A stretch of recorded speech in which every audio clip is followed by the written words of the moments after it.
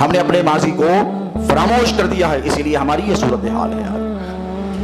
ہم نے اپنے پاسٹ کو بھلا دیا ہے، اسی لیے ہماری یہ صورتحال ہے۔ مسلمانوں کو پتہ ہی نہیں ہے کہ مسلمانوں نے کیا کردار ادا کیا ہے۔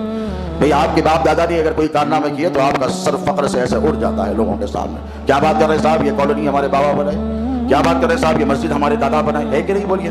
کیا بات کر رہے صاحب، یہاں پہ بورویل ہمارے بابا پر دادا لگائے تھے، کنواں نہیں تھا پانی پینے کے لیے، یہ اسکول ہمارے دادا بنائے تھے، کالج ہمارے دادا۔ غرور اور تکبر آ جاتا ہے۔ ذرا سوچئے کیوں؟ کیونکہ انسٹنٹ پاسٹ ہے آپ کا، باپ نے سنا دیا، دادا نے کیا تھا، آپ کو یاد رہ گیا۔ لیکن پہلے جو ہوا تھا 80 سال پہلے، 100 سال پہلے، 150 سال پہلے، 200 سال پہلے، ایک باضابطہ منظم سازش کے تحت تاریخ کو مسلمانوں کی، ہندوستان کے مسلمانوں کے ذہنوں سے نکال دیا گیا ہے۔ آپ کو 1857 کا وہ اولین معرکہ تو یاد ہے جو انگریزوں کے خلاف مسلمانوں نے بہادر شاہ ظفر نے کیا تھا، جسے بیٹل آف پلاسی کہتے ہیں۔ کیا آپ کو معلوم ہے کہ اس سے پہلے کیا ہوا تھا؟ سب سے پہلے اس ملک میں انگریز سامراج کے خلاف آواز اٹھانے والے وردی خان تھے، جو بنگال کے رہنے والے تھے، جنہوں نے 1757 میں 1754 میں انگریزوں کے خلاف جنگ کی تھی۔ اور وہ جنگ کیسی ہوئی تھی؟ انہوں نے انگریزوں کو شکست سے دوچار کیا تھا۔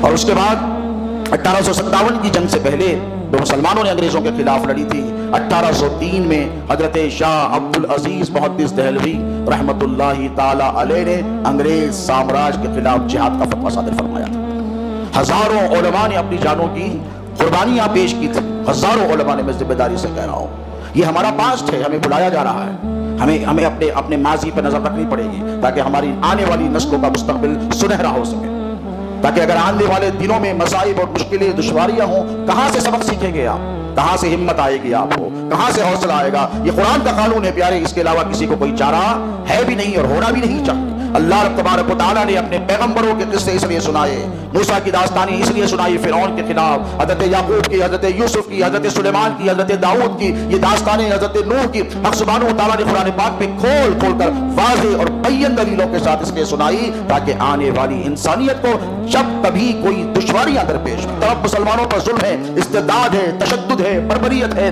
آپریشن ہے، مار ہے، لوٹ ہے، قتل ہے، اس دور کا فرعون وہ بنا ہوا ہے۔ ذرا سوچئے اب فرعون کا مقابلہ کیسے کیا جائے؟ گھر میں نہتے بیٹھ کر کیا جائے، یا ہاتھوں پر ہاتھ دھر کر پڑا جائے، یا صرف تسبیح کے دانے پھیر کر کیا جائے؟ نہیں، اگر صرف تسبیح کے دانوں سے ہوتا تو کوئی معرکہ ہی درپیش نہیں ہوتا، نہ بدر ہوتا، نہ احد ہوتا، نہ حنین ہوتی، نہ کربلا ہوتی۔ بولیے نہیں ہوتی نا، صرف تسبیح ہی پڑھتے بیٹھتے نہیں۔ جد و جہد کا نام ہے۔ اللہ رب تبارک و تعالیٰ نے قرآن مجید میں اپنے پیغمبروں کے واقعات اس لیے سنائے کہ اے مسلمانوں، میرے حبیب کے امتیوں پریشان مت ہونا، اگر تم کو کسی فرعون کا سامنا ہو جائے کل کے دن تو تمہیں موسیٰ کی جیسی استقامت حاصل کرنی ہوگی کہ موسیٰ کیسے ثابت قدم رہے۔